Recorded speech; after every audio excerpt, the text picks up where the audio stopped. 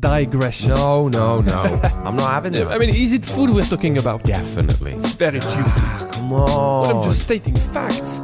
What were we talking about? What's up, Josh? How are you? I'm very good, Alex. How are you doing? I'm good, man. Very good. So, guys, I'm Alex. You know me. I make food videos on YouTube. And I'm Josh. You don't know me, but I edit Alex's food videos on YouTube. That's amazing, man. And you edit them very well, my friend. Oh, thank you very much. I appreciate it. No worries. So when we work together on new videos, we often talk about food. We talk about the food that we work on, for sure. But we also talk about so many different foods, so many different food processes, so many experience we had in the kitchen. I'm a cook. You're a cook as well. Uh-huh. Yeah. So when we chat... Pardon, say again? No, I was just going to say, we always end up digressing from whatever the subject is that we're supposed to be talking about. Always. Yeah, we digress, but to be fair, we digress in the realm of food. Exactly. So it's all relevant, and it will all come back around, and it will all be useful at some point. Yeah, I feel like it's fair play. Fair play. Absolutely. So one thing I've been working with, like, quite a lot recently, is pizza. Yes. I'm trying my hands on different types of pizza. I've been working on Neapolitan pizza. I've been trying to make Sicilian pizza, so more focaccia-style pizza. And I've even been trying very, very recently to make like US-style pizza, like Detroit pizza or Chicago deep dish. Okay. Chicago deep dish, I haven't tried it, but I just wrote down a recipe for it. But what I'm just saying is that I've been practicing my pizza game because I want to get better. The first thing I want to get better at, obviously, was the first pizza I mentioned, which is Neapolitan pizza. I know how to make I would say a good one. I know how to make a good Neapolitan pizza at home, at least. Okay. Not like a pizzeria level, but I know how to make a decent one. So I thought, how do I improve this? So I've been trying to improve my oven. I've been trying to improve my dough. I've been trying to use different types of flour. You can't go crazy with the ingredients, with the toppings, because as you know, with Neapolitan pizza, it's very simple. It's just tomato sauce and mozzarella. Yeah. So I thought, what can I amend? And then I started watching online, started seeing online some very, very unusual, iconoclast pizzas, which still call them Neapolitan pizza, but they are different in the sense that they are more than Neapolitan pizza. They are further than Neapolitan pizza. How have you got onto this thing? This is whilst you've been researching how to up your Neapolitan pizza making game. Yes, exactly. Because what I'm interested in, that's an amazing question, Joshua. Thank you so much for this. What I'm interested in is what led you to this new style. Yes. So basically, when you're working with Neapolitan style pizza, it's hard to get a very fast puff in the oven. Okay. Because we're lacking the temperature at home. We're using domestic oven. They can only go to 250 degrees Celsius, that's 500 degrees Fahrenheit. And basically, pizza has to be baked for longer than you would do with a wood-fired oven, which is very, very, very, very much hotter than a domestic oven. So at home, you bake them for 5 minutes. You get a slow rise. So you need to think about ways to mimic the pizzeria-style pizza. Okay. One way to do this is to amp up the hydration of the dough.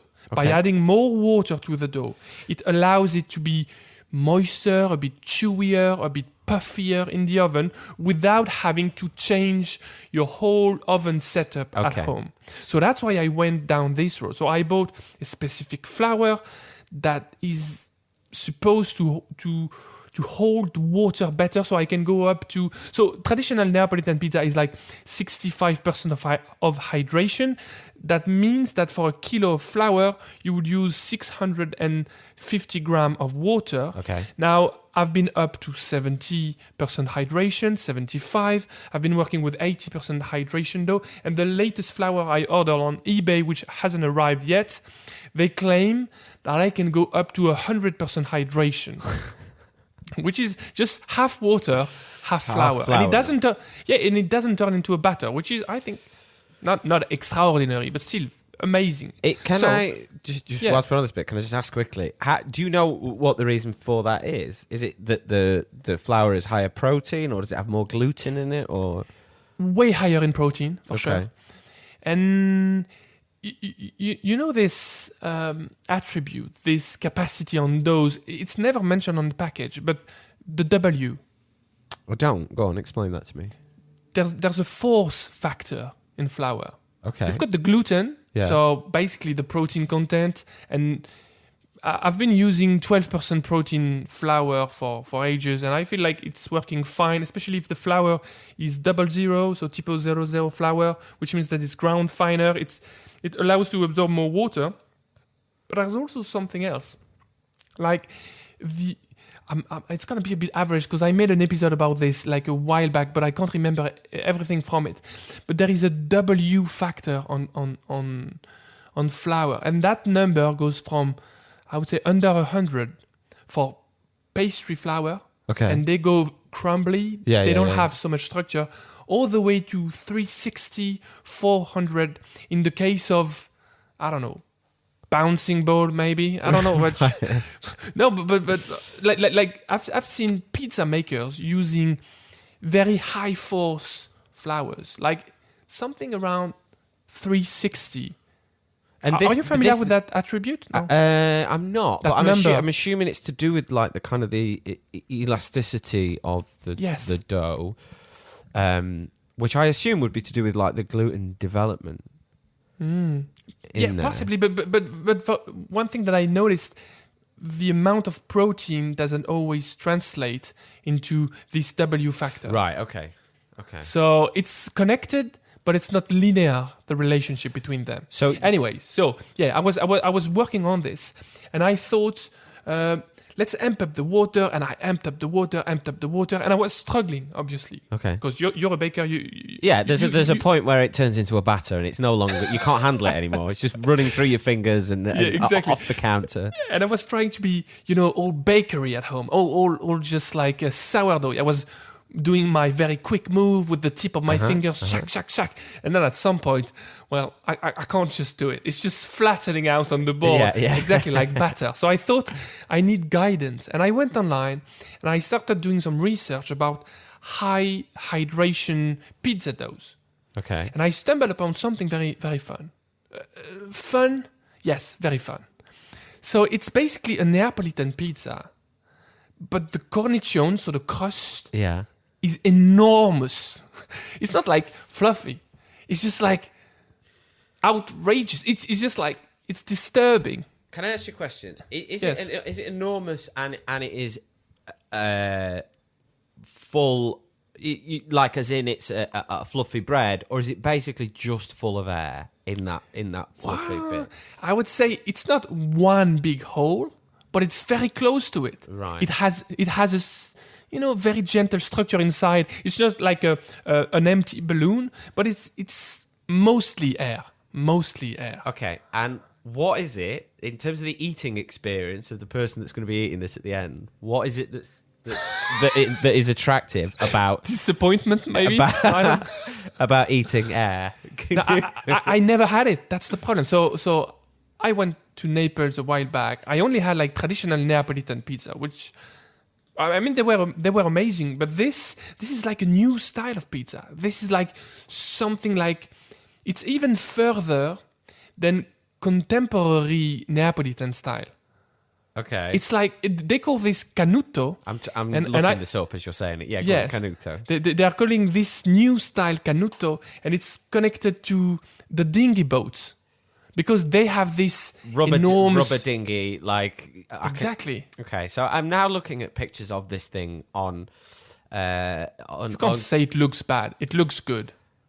I mean, so there's different levels of this thing. It does look good, I guess, but it's almost 50% of it is this huge bread ring around the outside. And don't get me wrong, I absolutely love that part of a Neapolitan pizza. However, there's a point where, I guess what I'm saying is, it feels a little bit, it looks like one of these things where someone's gone, we're going to really, really push this aspect of it because it looks just ridiculous. But is it pleasurable as an eating experience? Would be maybe not. Maybe not. The reason why I went to these guys because I thought, well, these guys surely know how to handle the type of dough that I want to make. Yeah. And if I want to learn, let's learn the extreme, and then I'll probably tune it back down a bit just to go to a fluffy Neapolitan at home, like something simple. But I thought, exactly as you said, I thought they are amping up the excitement, the flavor. No, not the flavor. They are amping up the excitement for it. They want to tickle us a bit more intensely. They're trying to go, okay, we've got this Neapolitan pizza that everybody seems to love.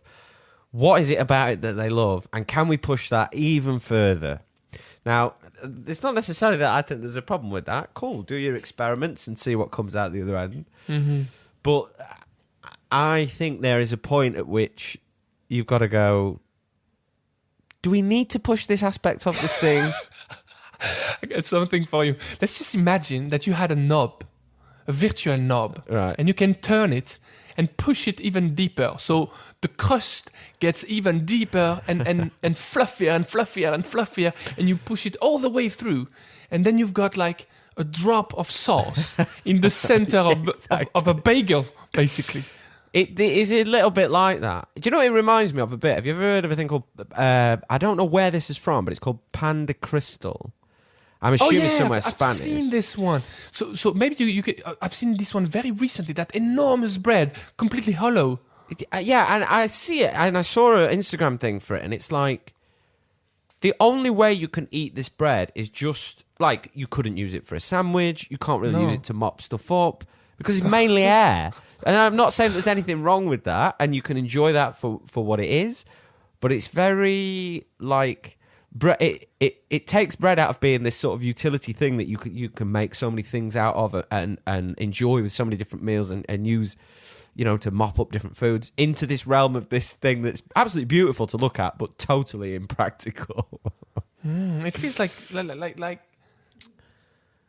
maybe just a demonstration of the skills of a baker. He just wants to show off. Okay, here we go. Now we're getting to the crux of the thing. I feel like that might be what it is. In this, and I don't know because I've not had one of these Canotto pizzas, so maybe I should reserve judgment. But it feels like a pizza that is made to show off to other pizzaiolis.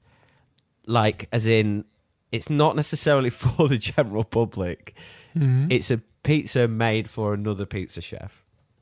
Maybe it's a pizza. It's a pizza made for Instagram. Maybe. Yeah. And that's good or that's bad? I think that's kind of bad because I think you need to also have the eating experience of it being amazing.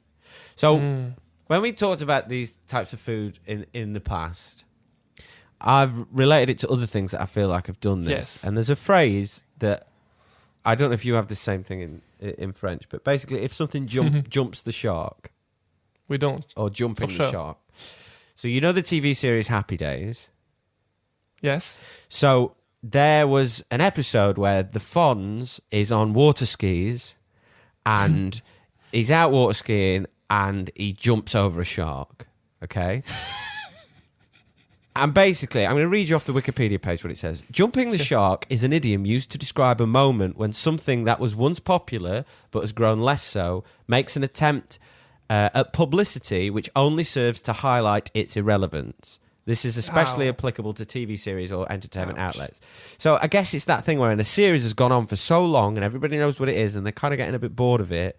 And the makers of the thing go, right, we've got to amp this up somehow. We've got to do something to zhuzh it up and reawaken people's interest.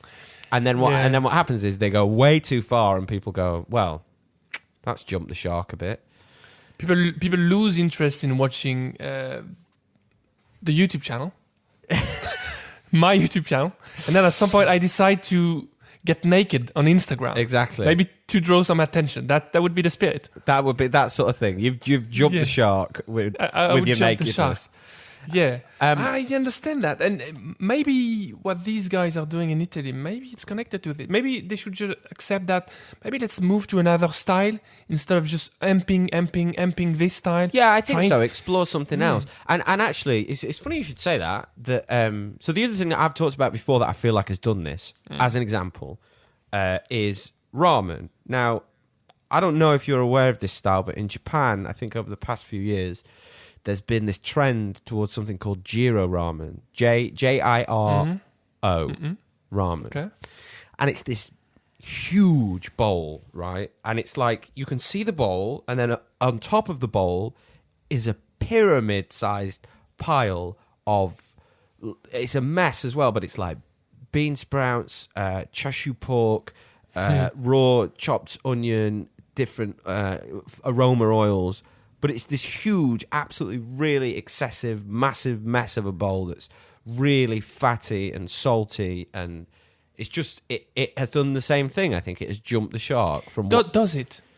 Do you think it's exactly the same? Because I feel like, for example, let's just try to illustrate this. I understand what you're saying, and I feel like, yes, it seems very similar, but at the same time, there might be a slight difference between these two. Okay. Because they're adding more and more and more toppings.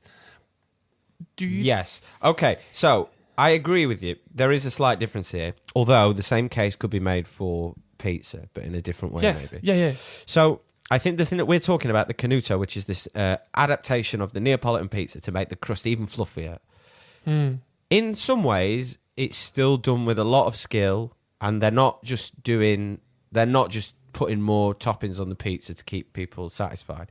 That has happened in other places. Like I can think of a lot of American pizza specifically that I would look at and think, that's too many toppings. Yes. Like it can't possibly be a good base to the pizza with that many toppings on. I can't see that it would be... You're not going to be able to experience the individual flavors and that sort of thing from that. It's just overload. What do you think with the ramen you just mentioned? Do you think like the owner, the ramen guy, is just trying to attract more attention, or do you think he's trying to excite his customer a bit more, or do you think he's just trying something new? It's just a whim from a ramen maker. I think that this sort of Jiro style. Do you have Google open to look at some images? Yeah. Let me look into it. I don't think this style, because it's not visually appealing. Other than that, there is a lot of food there. So I think it's kind of been designed specifically to attract this sort of like male sort of competition eater, like lads who are just seeing if they can out eat each other in a competition type, the biggest bowl possible. Maybe. And that maybe is more akin to the thing of just, having a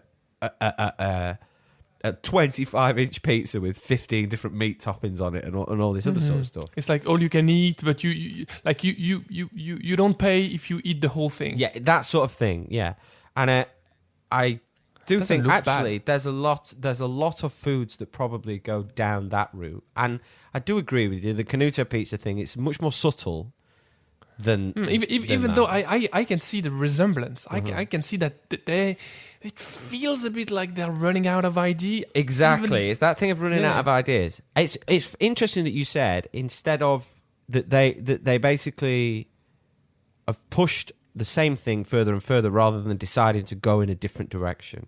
I think a good example of that would be Ivan Ramen. Okay. So he's a guy who's been involved in the ramen world for years and years and years, and he's tried lots of different ramen bowls. And, sort of mastered his game in Japan, moved back to New York, done the same thing.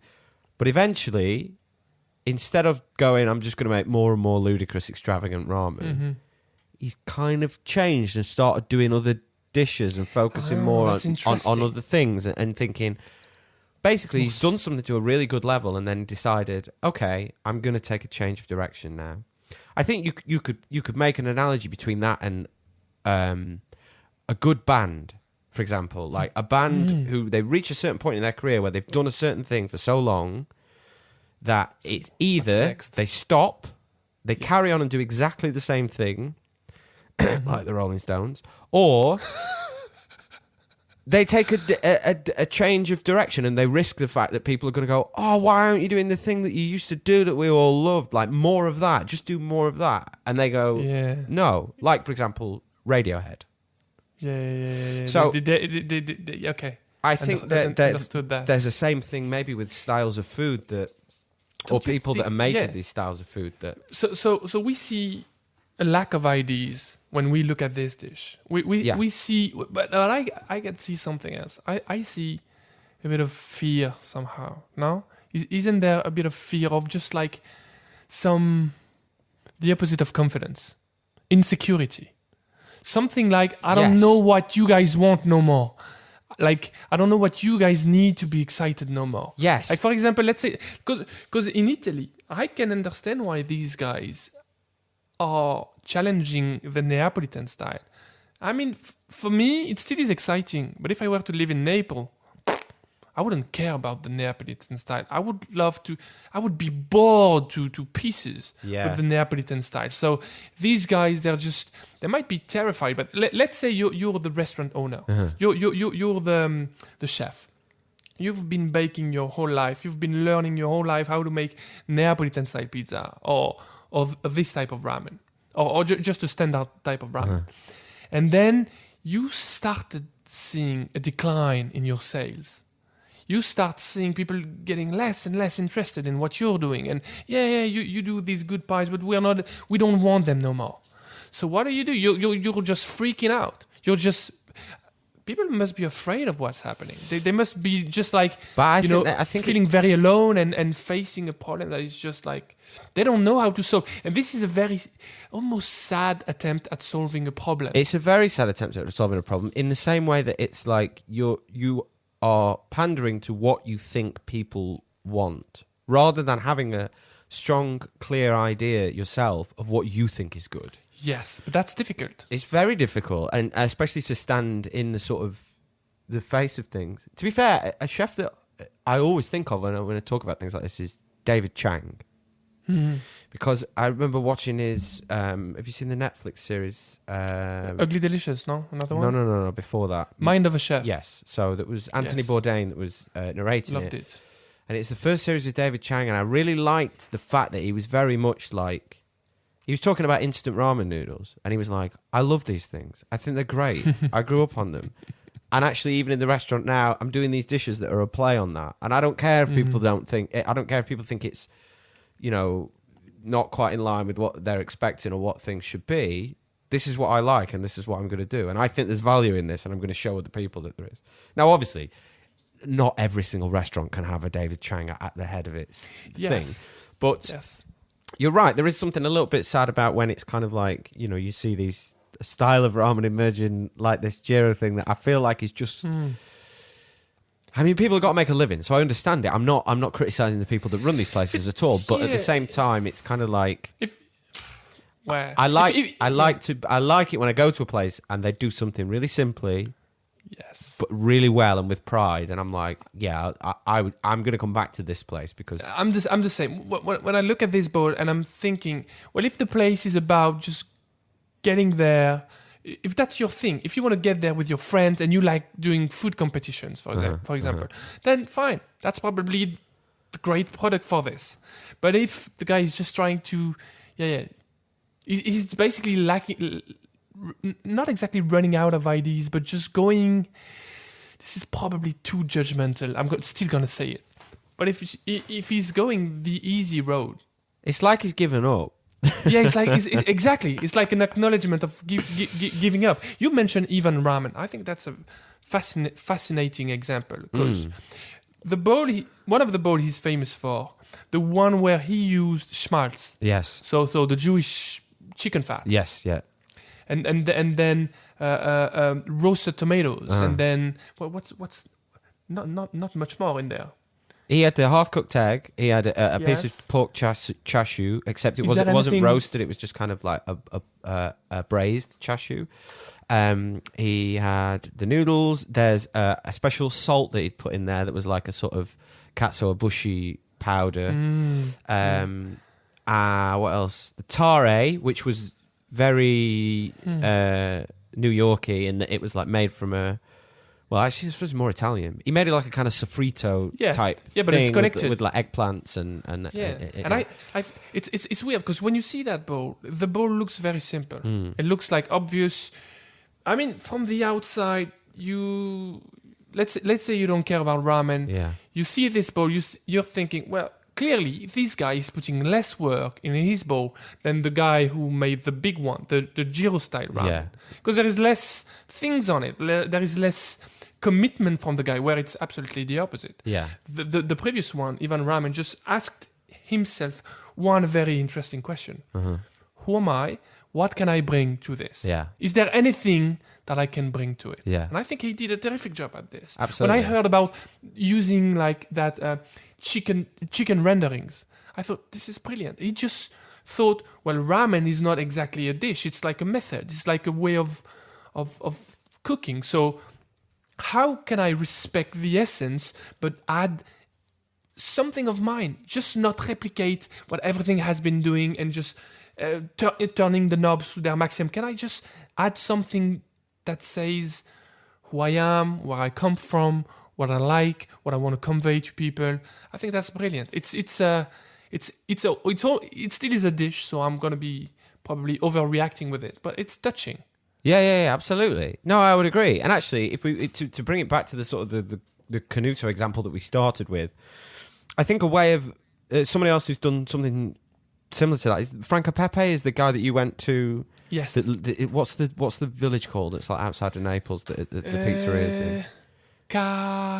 Something Caserta, maybe.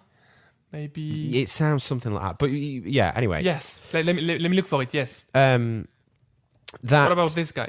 Essentially, he's still. I think to me, he's a little bit like Ivan Ramen, in the things that he is presenting.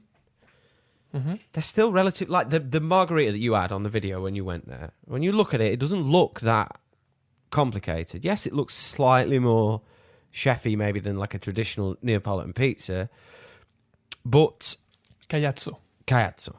But when I'm looking at that compared to like this Canotto.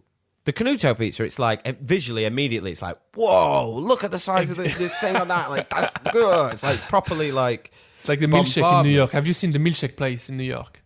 No. What's the name of that? The milkshake place in New York. All the guys in New York, they were like freaking out on something exactly as you said. You see the milkshake, you go like, wow, what's happening? And then it's just a fad. It's just. Yeah, but that's the thing. That's the thing. It's when it's like visually. Oh, wow, look at this thing. But actually, the substance behind it is not quite there. Whereas the Franco Pepe thing, the pizza that he got, the deconstructed margarita thing, it doesn't look like... I mean, it looked amazing, but also I'm kind of looking at it with interest and intrigue and thinking, I mean, you've tasted it and I haven't. You said it maybe we can go back. Maybe we can go back there. I wish... I mean, the guy clearly made me an invitation. Are you making me an invitation to come back with you? Oh yeah, I would love to. If we can go back there and do something in the pizza, in a pizza series, I could basically come up with any series just to get back there and have some pizza. So what we'll do is we'll do a video about this Canotto pizza style, right? We'll do a full tour of Naples trying this new Canotto pizza style, which by then will be just the crust and, like you said, a little spot of tomato sauce on the top. Yeah. And then we'll compare it to the pizza from Franco Pepe's and we'll see. Yeah, but I'm getting what you're saying. You're saying, and I agree. The pizza, if you're not a pizza fan, it's not spectacular. It's like, it's smaller, first of all. Yeah. Much smaller. It's like at least 50% smaller than any pizzas I've seen. And then the toppings, it's just like a line of tomato, a few lines of tomato on a cheese base. And you're like, wow. This is hardly going to be exceptional. Even though I thought something different. I think because I was just informed about the place. I knew about the place. I knew there was something special with it. So I was expecting something amazing. And also, I love simple product. But I can see why plenty of people would be, well, this is not exciting. Look at the Canotto picture. This is exciting.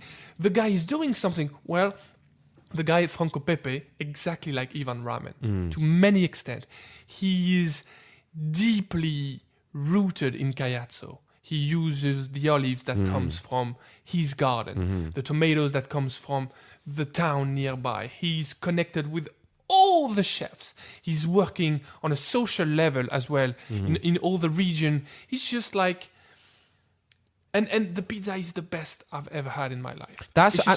And in terms of skills as well. Yeah. The guy is so talented. It's just like mind-blowing. You have to be more skilled to present something simply and still have that kick and that oomph when you actually taste it than to put something forward that's visually like amazing and mind-blowing, but maybe doesn't have as much substance behind it. I've got to say, obviously I haven't tried this Canotto Pizza, so I might be wrong about it, but I guess that it feels like one of those things where it's more based on the wow factor than the actual solid substance of what the thing is. It is for sure. It is for sure. It might taste amazing, and I'm sure it does, because it's done by very cool Italian chefs, and they are doing amazing pizzas. And I've seen the picture. It looks good, amazing.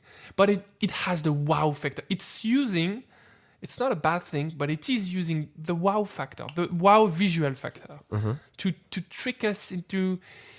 You know what? It feels like you made an analogy with music. So let me do another one. Okay. Whenever I'm listening to a tune and I get seduced straight away, it's usually a very bad sign for that music. I'm going to be fed up super quick about that music. When if I hate the tune, it's probably not going to change. But if it requires a bit more listening to get hooked. Yeah, it requires you to come to it a little bit. I'm going to love it a bit deeper, I feel. Yeah.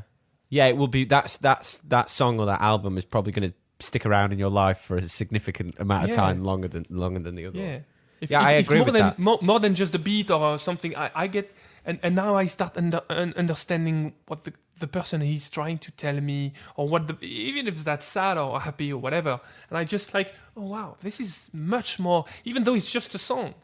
This is much more than just a song. This is a message. And when Ivan Ramen makes his ramen, when Franco Pepe makes his pizza, it's messages. There's a story behind each of those dishes, I feel like. What's the message of the Jiro ramen? What is this guy trying to say to us? Nothing. I mean, not much, for sure. Yeah, exactly, nothing. Exactly. What's and that's the meaning and the... How do I put this? It's like a message needs to be properly wrapped up in a rather appealing case or something. But the case must never overcome or overflow or just take the center stage compared to the substance. The substance is what matters the most. Yeah, absolutely. But it needs to be... It can't be completely for geeks and snobs and nerds. It needs to be appealing, a bit appealing, at least. Of course, but I think, for example, let's say that you're someone that's running... and it doesn't matter what the food is. It could be a hamburger stand. It could be a pizza place. It could be a ramen shop, whatever. Like, to me, I think that I can see how if you were owner of that place and maybe your margins are dropping and you need to make more money to keep the place afloat, it's probably very easy to get pulled into the seduction of let's just amp everything up and make it like this kind of like competitive eating or like the most food or like we put the most toppings on or we blah, blah, blah. And that could be our thing. And it's probably a very easy thing as a way to turn that problem around. And it's probably very seductive to be able to take that route. For sure. But I I think like the thing that will stand the test of time, and you know the places that I go, the restaurants that I go back to again and again and again, or even just little small lunch spots, they're always places that do something simple. They do it very well, and they do it consistently every time you go in. Like I know if I go to this place, I'm going to have this thing, and after I've eaten it, I'm not going to need to sleep for 3 hours because there's so much food on the table. Or after I've eaten it, I am going to be satisfied, but still be able to get on with my day and be like, that was just... And it could be something so simple, but I would go back again and again and again because I'm like, that is the best of that thing that I know that anyone does, so I'm going to go back to that place. I think if you makes can sense. get to that, yeah, I think I'm all the same. You don't have to be an Ivan Ramen. You don't have to be a David Chang. You don't have to be Franco Pepe. You can just be the local person who does the £5 or euro or dollar or whatever lunch that's using the local ingredients, super cheap but super tasty. To me, that's 100 times better than... I've got an analogy with this, and I feel like how have I missed this analogy? Go on. And just shoot it at 34 minutes in this podcast. Yeah. It's just like, I watch YouTube video, you watch YouTube video. I make YouTube videos, you edit YouTube videos. Yeah.